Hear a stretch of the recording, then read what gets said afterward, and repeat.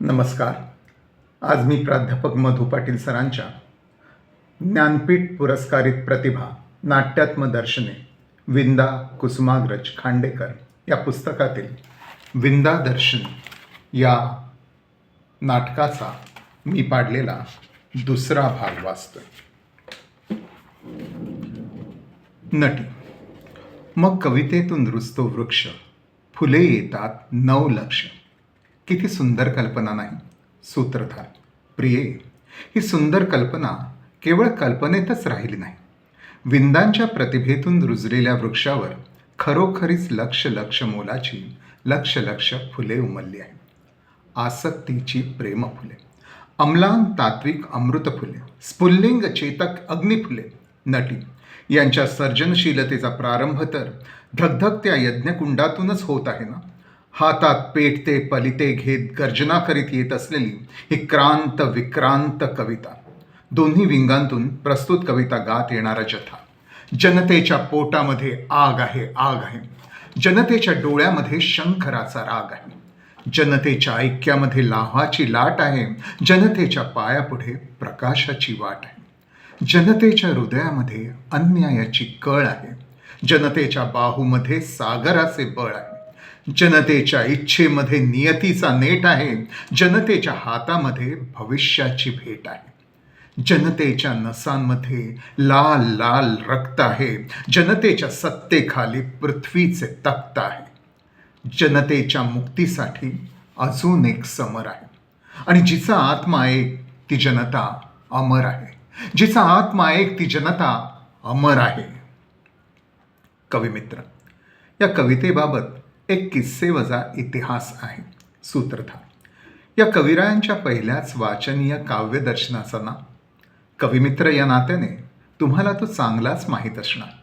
वसंत बापट, मंगेश पाडगावकर आणि विंदा या त्रिमूर्तींचे काव्यदर्शनाचे हजारो कार्यक्रम पुढे महाराष्ट्रभर गाजले.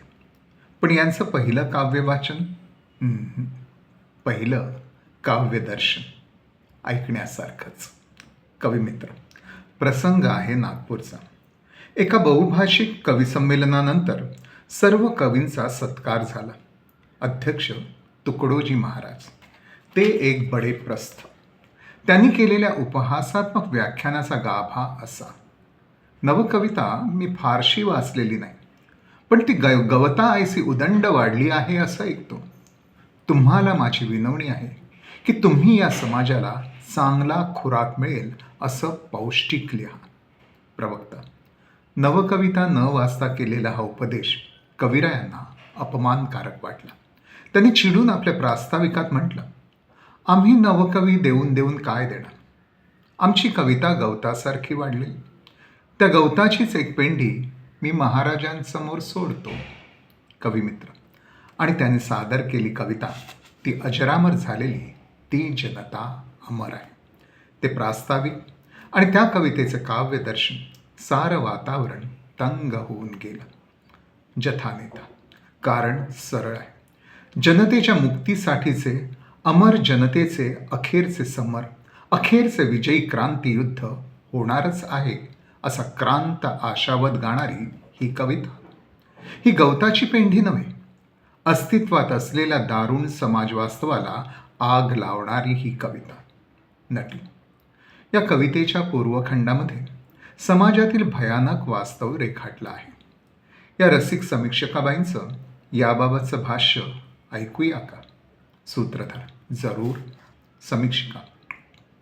जानवी घातलेली मानवी गिधाडे, विधवांच्या केसांचा विटाळ होणारा भटाळ समाज, विधवा यशोधा देशपांडेसोबत नाव्याच्या एकांतातून भेंड्यातील डोहावर फुगणारा कृष्ण, महारांच्या गळ्यातील थुंकीच्या मडक्यात जीव देणारी काशीतील कुंडे, सरोज नगरवाली वेश्येतील मरून उरणारे भांडवली भोगयंत्र, वाटवे वकिलाने बुद्धीशी चालवलेला व्यभिचार, निसटतो नथुमल पत्नीच्या खुनातून आणि फासावर जातो एक निरपराध आचारी, सर्वत्र क्रुसावर जाणारे असे असंख्य ख्रिस्त.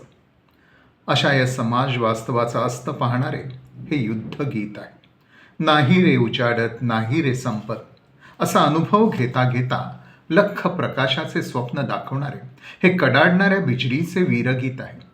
प्रवक्ता: कारण कविराय म्हणतायत, मला दिसते विश्वाचे स्वप्न साकार होताना माणसाच्या आकारात, मातीतील रक्तातून, मातीतील मांसातून पृथ्वीच्या उभेतच वाढते जीवन आणि फोडते प्रकाश चोचीने विश्वाच्या अंड्याचे निळे कवच. सूत्रधार: विश्वाच्या अंड्याचे निळे कवच फुटल्यावर त्यावर दिसते आपल्याला एका पृथ्वी नामक गोलावरील शुभ्र हिमगिरीवरून वाहत येणाऱ्या शुभंकर गंगेचे दर्शन.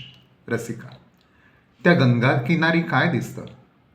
भागीरथीचे करण्या दर्शन, पापांचे करण्या परिमार्जन, गंगा तीरावरती सज्जन, सायंकाळी प्रशांत समयी, जमले आणिक करीती भाषण, जमले आणिक करीती भाषण, गंगा सर्व नद्याहून शुभंकर, एक बोलला दुसरा त्यावर, सुंदर गंगेहून स्वर गंगा, सहज बोलला नंतर तिसरा, लुप्त जाहली तिसरी गंगा, लुप्त जाहली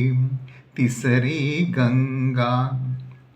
प्रवक्ता: वृथाच वटवट प्रचार नंगा, शब्द कशाला वदता जहरी, लुप्त कोठची ऐका सज्जन, घोंगावतही गंगा तिसरी. समीक्षिका: कुठलीही तिसरी गंगा? या धर्तीवर धर्म, कला, संस्कृती, तत्वज्ञान यांनी नटलेलं निर्माण होईल सुंदर मानवी जीवन. पण हे कला संस्कृतीचे जे इमले उभे राहतात, जे सुपर स्ट्रक्चर्स उभे राहतात, त्या पाठीमागे असतात पायाभूत इन्फ्रास्ट्रक्चरसाठी गाडून घेणारे करोडो कष्टकऱ्यांचे करोडो हात, त्यांच्या हातातून निथळणारे स्वेदबिंदूंची अखंड गंगा. प्रवक्ता: स्वेदाची ही अखंड गंगा, देश धर्म रक्ताचे सारे, फोडित धरणे निबंधारे, भिजवित माती काळी गोरी, पहा धावते अखिल जगावर, जीवन नौका नाचे त्यावर, जीवन नौका नाचे त्यावर. नटी: या स्वेदगंगेतील स्वेदबिंदूंना, रक्तबिंदूंना कविरायाचा असा हा प्रणाम.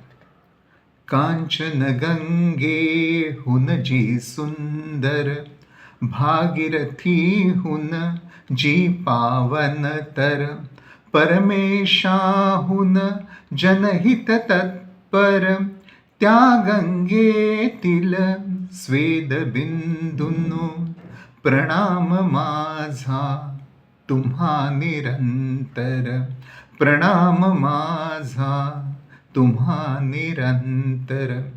जथानेता: उदात्त भावन कविराय या स्वेदबिंदूंना प्रणाम करतात. पर्यायाने स्वेदाची ही अखंड गंगा जेथून निर्माण होते त्या कामकरी मजुराला प्रणाम करतात. पण याच मजुराच्या वाट्याला येणाऱ्या भीषण वास्तवाने पायाखालील धरतीबरोबर थरारून जातात. मजुरांच्या हाडांचा जेथे जळतो अंगार सदा, मजुरांच्या घामाच्या वाफेवर ते फिरती ही यंत्रे, मजुरांचे पिंजुनिया स्नायू सूत इथे हे निघते, मजुरांच्या रक्ताच्या रंगाने ते सुंदर होते. आणिक त्यांच्या त्या त्यागास्तव मौलिक झगझग झगझग झगझग घरघरणारे चक्रे म्हणतील भीषण मंत्रवधाचे, थरथरते ही भूमी खाली, थरथरते ही भूमी. सूत्रधार: आणि मग कविराय त्यांच्यातील विद्रोहाला उद्युक्त करण्यासाठी प्रश्न उभे करतात. या उंच हवेल्या का रस्त्यावर पडतात?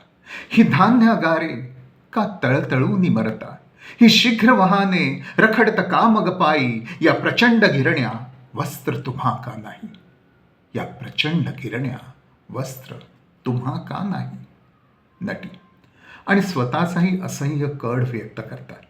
अन्नाशिवाय, कपड्याशिवाय, ज्ञानाशिवाय, मानाशिवाय कुडकुडणारे हे जीव पाहू नको डोळे शीव.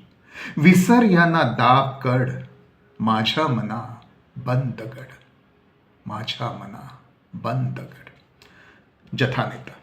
पण या सर्वातून सुटका होण्यासाठी त्यांना लाल क्रांतीच्या टापा ऐकू येत आहे. लाल क्रांतीची धूळ उडताना दिसत आहे. ऐक टापा, ऐक आवाज, लाल धूळ उडते आज, याच्या मागून येईल स्वार, या दगडावर लाविल धार. प्रवक्ता. समतेचे तुफान उठलेल्या या लाल लाल आसमंतात कविरायांना ऐकू येत आहे. डुमडुमतो समतेचा डमरू, दणदणते क्रांतीचे तांडव, संहारित नवदानव, निर्मित नवमानव, उद्घोषित नवमूल्ये, उद्घोषित क्रांतीपाठ. सर्वजण पृथ्वी क्रांती, अंतरिक्ष क्रांती, क्रांतिर्द्योहो क्रांतिर्दर्दीर्ष, क्रांतिरग्नि, क्रांतिर्वायु, क्रांतिश्चंद्रमा, क्रांतिरादित्य, क्रांतिपुरुष, क्रांतिब्रह्म, क्रांति, क्रांतिरेव क्रांति में अस्तु क्रांति. ओम क्रांति क्रांति क्रांति. समीक्षिका. या संघर्षमय क्रांतीनंतर क्रांतीत अनुस्यूत असलेले सृजनशील मानवतेच्या मंदिरासाठीचे आवाहन आहे. माणुसकीचे बांधू मंदिर, आकाशाचे ज्यावर छप्पर, बंधुत्वाचे एकच नाते, मानून पूजूया नवमानवते. असं हे मानवतेच्या मंदिरासाठी आवाहन आहे. कविमित्र. आणि या मानवतेच्या मंदिरात रक्ता रक्तातील कोसळोत भिंती, मानवाचे अंती एक गोत्र, असा विश्वात्मक प्रत्यय देणारे पसायदान या आमच्या कविमित्रांनी मागितले आहे. इथे हा दुसरा भाग थांबवतो. धन्यवाद.